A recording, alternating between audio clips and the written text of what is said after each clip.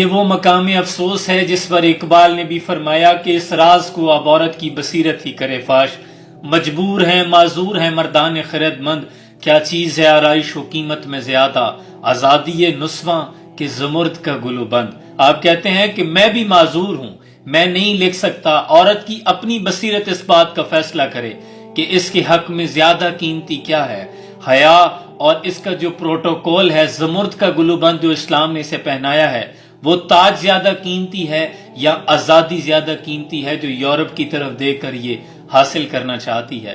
اے بنت ہوا، تیرا پروٹوکول تو یہ تھا کہ تیری تخلیق کے وقت تیری مٹی کا بھی فرشتوں سے پردہ رکھا گیا، اس عورت کو اس مرد کی پسلی سے پیدا کیا گیا جس کی یہ منکوہہ کہلائی۔ اے بنت ہوا، تیری عزت اور آبرو کو بچانے کی خاطر، تیری ناموس کی خاطر کئی شہداؤں نے قربانیاں دی ہیں، اس کی عزت اور تکریم کی خاطر خولہ بنت اسور نے تلوار اٹھا لی تھی، اور یہ وہ بنت ہوا ہے کہ جس کو صفا مروہ میں بھی دوڑنے کی اجازت نہیں کہ کہیں اس کی زیب و زینت دوسرے لوگوں پر ظاہر نہ ہو جائے، اور جس کے لیے حکم یہ تھا کہ اس سے کئی گنا بہتر ہے کہ تمہارے سر پر لوہے کے کیل ٹھونک دیے جائیں کہ تمہیں کوئی نامحرم ہاتھ بھی لگائے۔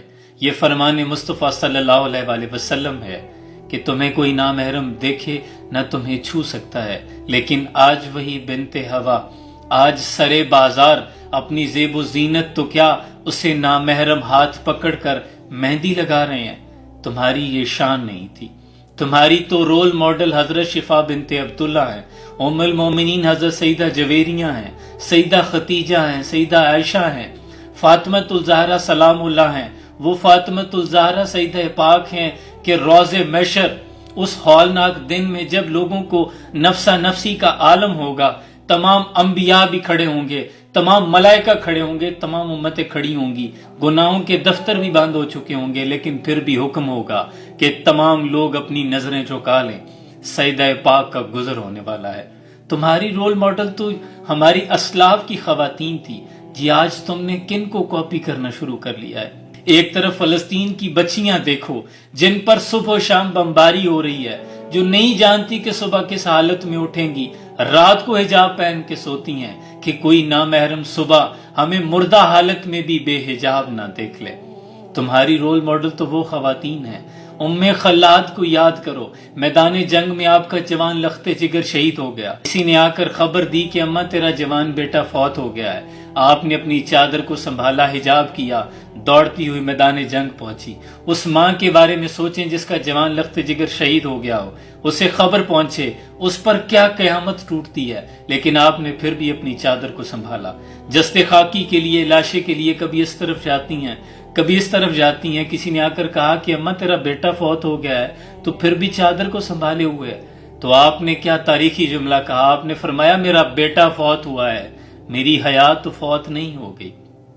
باپردہ رہو ثانیہ زہرا کی کنیزو، تم سے تو کسی شمر نے چادر نہیں چھینی۔ تمہیں کیا ہو گیا ہے؟ تم کن کو فالو کر رہی ہو؟ کن تعلیمات پر عمل پیرا ہو کہ تمہیں نامحرم چوڑیاں پہناتے ہیں، تمہیں نامحرم مہندی لگاتے ہیں، تم نامحرموں سے جا کے لباس اس طرح دیکھتی ہو کہ وہ تمہارے ساتھ مس ہو رہے ہوتے ہیں۔ تیرا یہ معیار نہیں ہے، تیرا معیار تو اس دین کے ساتھ ہے جس کی بیٹی گڑیا بھی خریدے تو دوپٹہ ساتھ لیتی ہے۔ یاد رکھو، عورت دیوار سے گر جائے تو اٹھ سکتی ہے، معیار سے گر جائے تو پھر نہیں اٹھ سکتی۔ میری بہن، تیرا یہ پروٹوکول نہیں ہے، تیری شان بہت بلند ہے، خدا کے لیے خود کو پہچانو۔